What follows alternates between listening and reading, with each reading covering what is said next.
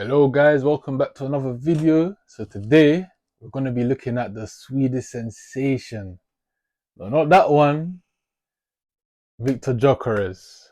It's looking like he's close to joining Arsenal. I've seen a lot of Arsenal fans saying that they prefer the other Swedish sensation, Isak. Yeah, Listen, Isak is a great player, but Arsenal fans, you weren't saying this when he was at Sociedad and he only scored 3 goals that one season. You that were was saying he's not good enough. that was a long time ago. To be What fair, do you mean it was a long time ago? He was still a baller. He was still a baller, but you didn't want him because of GA. But it's not about Isak. It's about Gyökeres now. So yeah, man, it's close to joining Arsenal. I think this would be a great signing for Arsenal. He helps them in many ways. But yeah, should we just get straight into it? yeah, let's do it. So what's this relation? Obviously, Gyökeres, he's got experience in the English game. Was in the Championship for Coventry. Was the top scorer before he went to Sporting. How do you think he's gonna suit the Arsenal system? Well, I think he's what they've been looking for in that he's a real number 9. And when I say that, I mean someone who's happy to be marked by centre backs, but then use his dribbling ability, his physicality to run into the channels and Yeah, try and make shooting because opportunities. he's very strong. Very strong lad, and he's this like deceptively, uh, good with his feet. Yeah, A lot of people that I've seen a lot of people when they talk about him, they just mention his strength and the fact that he scores goals, or they don't really know that he's actually got good dribbling ability. He's good. He's good with the ball at his feet. I think Yeah, sometimes when you're a more physical player, people expect you to have more of a target man type approach to your game. yeah, But he's not. He's more of a dribbler. yeah. He's a dribbler, but he's also good with his back to goal as well. Yeah. That's He's good. that's Good. that's Good one touch play with his back to goal, and yeah. I think that will definitely suit the Arteta way of playing. But mainly for me, and the biggest thing I think he'll add to the Arsenal team is, the fact that he can bring the ball up the pitch. They're not going to be so reliant on Saka when Gyökeres is playing. Before, they'll have Havertz up front. He's not the best dribbler like with the ball. He's not going to travel that far with the ball. He's technically gifted, Havertz. Got a good touch, good ball control, can hold up the ball quite well. Hold off a defender, but he's not really gonna make distance with the ball at his feet. You know, yeah. and the only player in their team that okay, obviously Lewis Skelly does that very well, but a lot of the time they just rely on Saka to bring the ball up for them. To take multiple players from the other team out of position and out of the game. But now they have Gyökeres to help him with that. So I actually think this is gonna make Saka look even better next season. Take some of the pressure off him. Exactly, Yeah. exactly. Do you think he fits well with the rest of the team, the rest of the midfielders and the left winger? I mean, assuming that is Odegaard playing behind him, yeah, I think he'll work well with Odegaard because he's very active. Gyökeres, he makes runs, and like I said, he's well with he's good with his back to goal as well. It's gonna help Odegaard score more goals. I know a lot of football fans nowadays they just value goals. Because before last season they were saying Odegaard is one of the best players in the world because he scored a lot of goals, Mm-hmm. and this season they're saying he's rubbish. I just don't understand that. Yeah, I But think sometimes you can see when a player scores a certain amount of goals, you can obviously see they've added that amount of goals to a team, yeah, right? yeah, But you don't see all the connecting parts, how one person's play affects another person scoring goals and vice versa. So yeah, sometimes it makes it look like someone's having a worse season because they've scored less goals. And I'm not saying Odegaard was as good last season as yeah, previous years, but the goals aren't the reason yeah. if you want to make that assessment. That's what I'd say. Yeah, but yeah, as going back to what you were saying, how he'll link with the other midfielders. With the winger, I think yeah, he'll definitely help the left winger as well because we know their left wingers, they're not really the type to, or the ones that they already have at the club. They're not the type. They're not the best when it comes to contributing to build up play. They are transition players, especially Martinelli. If he's the one going to be starting on the left, Gyökeres is definitely going to help him because Do you think he might get in the way a bit because he does seem to drift to the left a lot, right, and yeah. run with the ball on down the left channel? So having another player like Martinelli, do you think there might be a bit of a clash there? Me personally, I don't believe in that because all that will do is create space for the other attackers because Martinelli is someone who likes to run. He likes to make runs. So if you have Gyökeres making runs down the left channel, Martinelli can make runs through the center, and we know he's comfortable at that. He's played up front before. He's Yeah, comfortable in front of goal as well. So I definitely see that point. I think that's the question: whether the tactics, how Arteta wants to set them up, will ask for someone like Martinelli to run through the center because yeah, that's obviously an option. I think if you want that, it might be important to have some width from your left back. Just someone holding the width at times, and that's the one part I'm looking at. And I'm like, because you mentioned if you got a guy on the left who's good in build up play, yeah, really add something there, just like Saka does on the right. yeah. On the right, Saka also adds stuff in the final third, of course, but if you got someone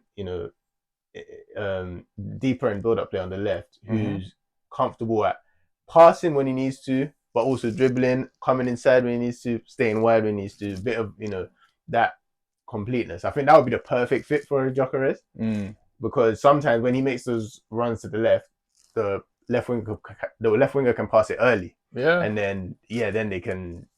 I don't know if Martinelli's going to be linking up with passing as well as certain guys. So is there any other striker out there that you feel like would have been better suited to the players that Arsenal are, planning to start next season? I mean, you mentioned right at the start in Isak, right? But I think he would have just in terms of but he takes up similar positions. He does. Right, he does. I think what's the difference between Gyökeres and Isak is if Isak comes deep like into the number 10 areas, he can pick up the ball there, and he's a bit more able to dribble in those central areas, and also probably a better passer slightly. So what that would allow is kind of like when a team plays a false nine, and it allows their wide players to just start in higher areas sometimes. I feel like Isak would be able to do a bit of that, and which would help Martinelli. If he makes those diagonal runs from left to the inside. But then it's not like Gyökeres doesn't have that element at all, but it's just it's not as good as Isak in that.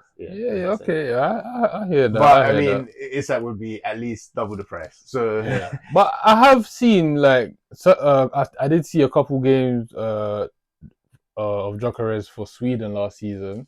When he was playing with Isak up front, and he was taking, positions on the right side when Isak was more of the left side forward, and he was doing it quite well. It's true. So I think, maybe it was just to do with the system at Sporting, which is why we saw him, take up a lot of the positions in the left channel.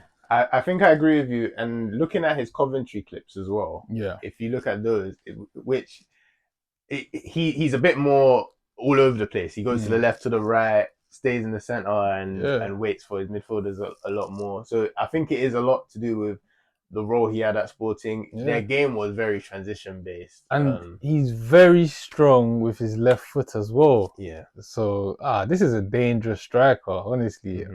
What do you say to people who say that the Portuguese league is a very weak league and the goals there don't mean much? What would be your response to someone? I mean, but goals. I would somewhat agree because obviously it's not the Premier League, you know. Premier League, most of the teams have quality defenses, you know. So you know that there's a quality difference, but it's about the system and the position you're going to be taking up on the pitch more than anything, in my opinion.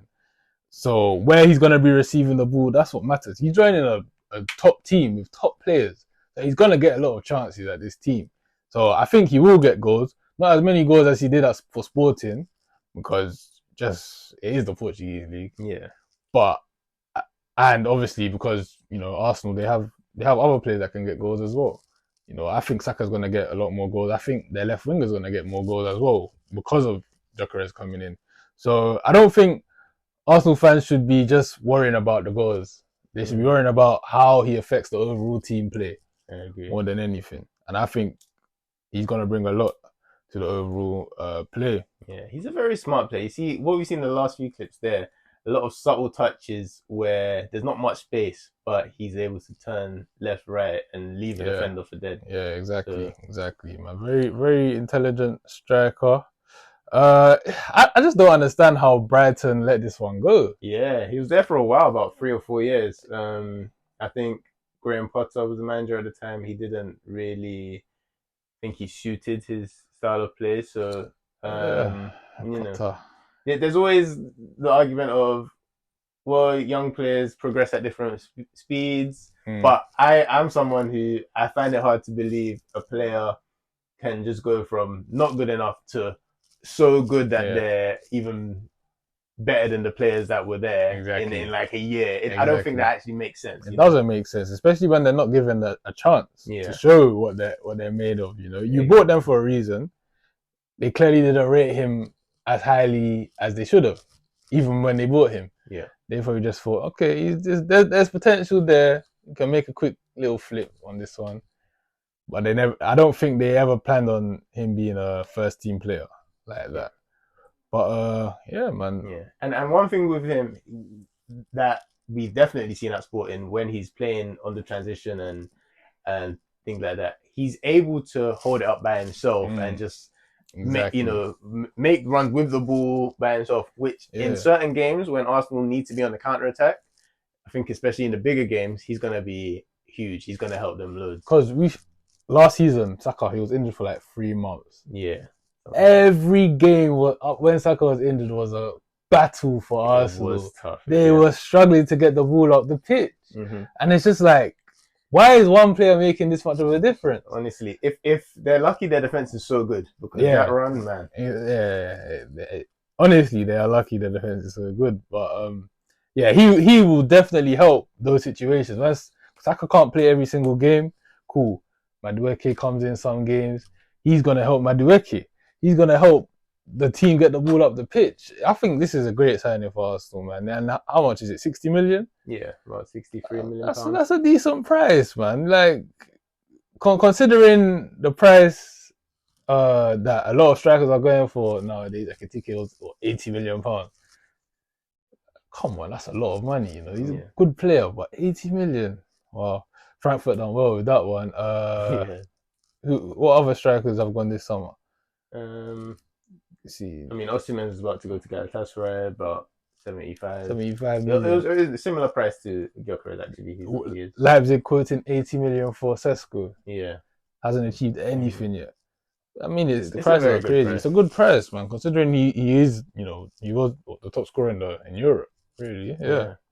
For club and country. Yeah. He was 39 goals in the league. A lot of them were penalties, but and he's at his peak age as well.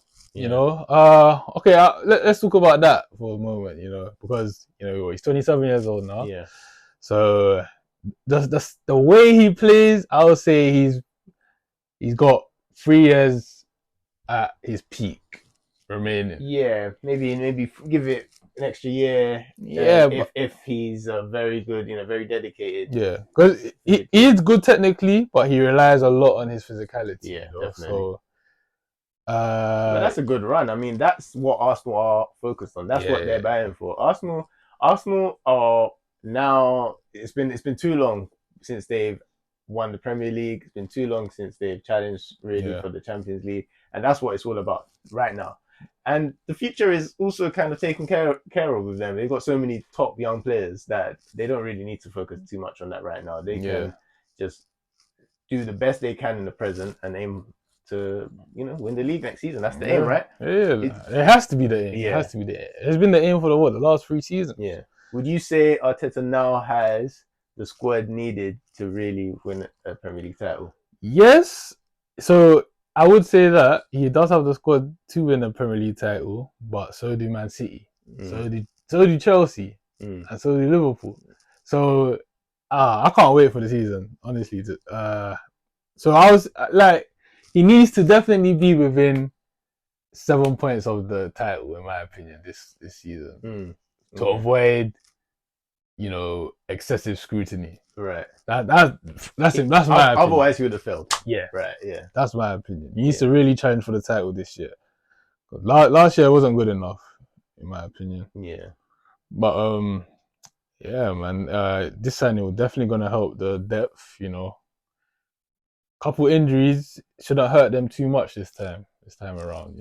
Last year, they suffered. Jesus injured most of the season. Saka had a long-term injury as well, and then so they suffered. They had to completely change their style. Yeah, and the depth now is pretty crazy. Yeah, all over the pitch. You're not too scared about an injury. If even their very best players, if Saliba missed a couple of months now, Mosquera is a very good signing. Yeah. If Saka missed a couple of months, you'd hope Madueke can do a job. These aren't the exact same players, but they can step in and actually they can play the same style of play at least as well. I can see this signing changing the attack at Arsenal, man. A lot of players gonna get more goals, including Rice. In my opinion. Yes, that is a big one. I think that's the one that people might not straight away think about. Yeah. But I just think the space he'll open up exactly with his movement, and Rice has very good movement when it comes to attacking instinct. Yeah. He reminds me a lot of McTominay in terms of he's better defensively than McTominay for sure. But just like McTominay was misprofiled at United, and you've seen at Napoli, when he's in and around the box, he's dangerous. I think Rice has that same thing. He's got great shot technique. I think they've seen that in Rice, and that's why he's making a lot more runs into the box. Especially last season. But yeah, man, that's it for today. I hope you enjoyed that video. Please like, subscribe, share as well, and stay tuned for more videos.